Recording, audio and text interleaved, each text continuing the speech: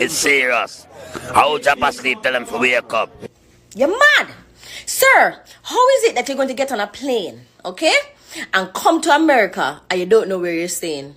The immigration officer, me standing in line and me listening to everything that is transpiring, and I'm like, oh Lord Jesus, Deidre, help the man. And I really couldn't help him because it just kept going down and down and down.